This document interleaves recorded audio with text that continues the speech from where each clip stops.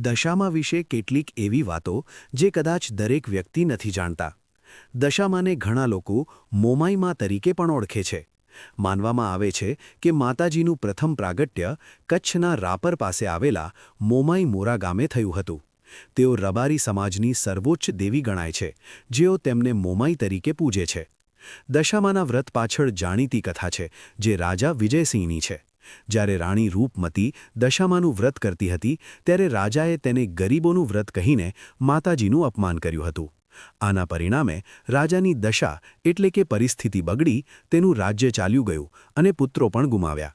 અંતે જ્યારે રાજાએ ભૂલ સ્વીકારી જેલમાં રહીને વ્રત કર્યું, ત્યારે માતાજીએ તેમની બધી સંપત્તિ અને સુખ પાછા આપ્યા હતા.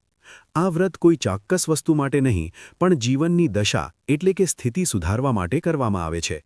એવું માનવામાં આવે છે કે ગ્રહોની નબળી સ્થિતિમાં આ વ્રત કરવાથી ખરાબ સમય દૂર થાય છે. શું તમે દશામાને માનો છો? તો જય દશામા લખો.